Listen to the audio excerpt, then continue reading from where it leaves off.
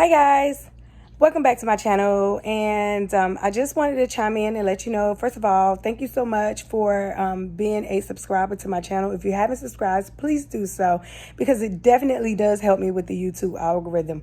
I just wanted to chime in and let you guys know that I'm posting a video today that is pretty much almost incomplete because I didn't get to finish the process because it was the same day my duck died.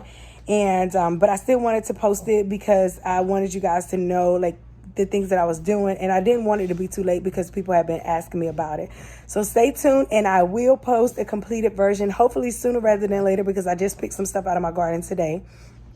And hopefully we'll be able to go over this and how it works and how it went for me. Okay, stay tuned. Hey everybody, welcome back to my channel. Today I was finally able to get around to something I've been wanting to do for a while. And so as you can see, we're standing in my kitchen, and I was able to go outside and go to my garden, and I was able to pick out a couple of things from my garden that that was growing. So of course I was able to grow out tomatoes. A lot of the potatoes you guys saw that I gave away, or I got, we cooked some of them, then we gave some of them away. But in times past, I typically grow every year. And the one thing that I did not want to continue to do was to continue to invest a lot of money in a garden, grow, give all the stuff away, and start over, because it was just a hobby. And so this year I wanted to do things a little differently, especially considering the climate of the world and all that's going on. And you just never know with all that's going on, with the things that they're saying is going to happen and things like that. And so I just wanted to be a little bit more proactive and just do a couple of things that I felt like could help me and possibly help you in the long run. And so what I wanted to do today is I wanted to go over some of the things that you can store, some of the ways you can store food long term, and how long those things can last, and then how to do some of those things. And one of those methods I will share with you today. And remember, I'm new to this, so I'm just homesteading like everybody else is, and just kind of getting around to it. And so I'm no expert. I'm just gonna follow the directions and the recipes like everybody else is.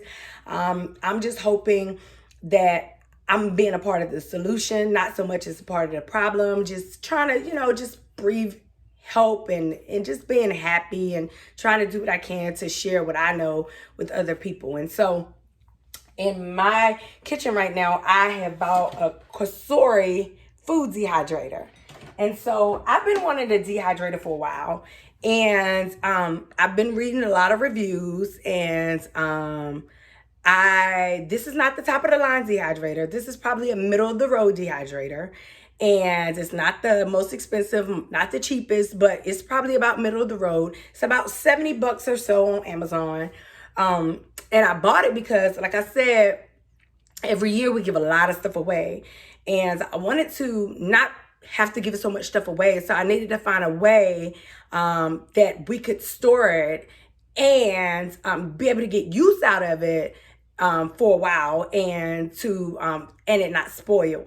And so I am going to do both methods long term. I'm going to go through canning, and I'm going to go through dehydrating, which are the best two methods for long-term storage. I'm going to go through both of those, but today I'm going to talk about dehydrating. But right now I'm going to talk about the differences between the two. And so dehydrating is simply, you're just dehydrating. So you're taking the moisture out of whatever it is that you're making.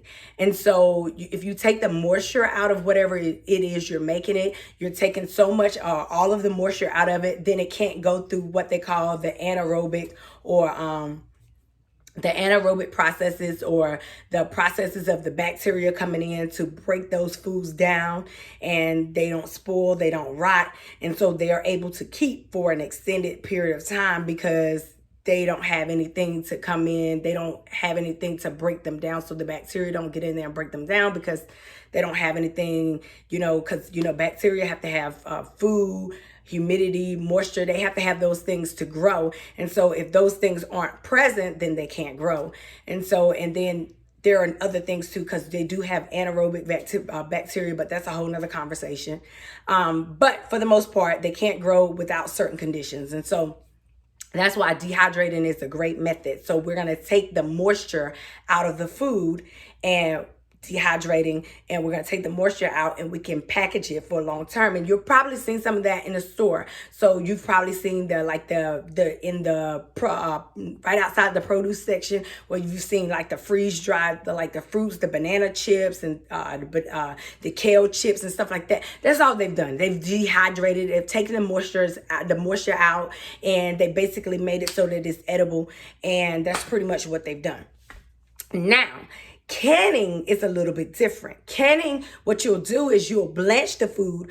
So basically, blanching is basically partly cooking. You'll partly cook it, okay? You'll partly cook it, put it in a can, and then you're going to seal it, okay? You're going to, under pressure, you're going to seal it, and then it's going to pop. And we'll do that in a later video. But I do expect to can also this summer, because I'm going to do both methods, because I feel like you should have more than one method, right? Now, the cool thing about dehydrating is dehydrating doesn't require a lot of materials. So dehydrating usually just requires whatever you're dehydrating, whatever bags you're going to store them in. Canning, of course, you got to have your pots and pressurize them. You got to have your cans to put them in, your jars to put them in, to can them, and then wherever you're going to store it, and then hope that the glass doesn't break, don't fall off the shelf, whatever. And so, it's benefits and drawbacks to each one, and different things do better in different settings. So I would say, like, some fruits and vegetables do better in a canning system. Some fruits and vegetables do better in a dehydrating system. So it just really depends on whatever your preference is, but I plan to do both. So there you have it, a couple of differences between canning and dehydrating. As I said, I am going to upload a video of actually putting it on a tray and what it looks like when it's done. But for those of you who've already known the differences and have already been doing them, which method do you prefer? Tell me your reasons why. Drop your comment, drop it in the comments. Let me know. Subscribe. If you've never heard of dehydrating, would you consider doing it? If you've never heard of canning, would you consider doing it? Let me know what you guys think. All right. Thanks again for tuning in. Don't forget to subscribe. Peace.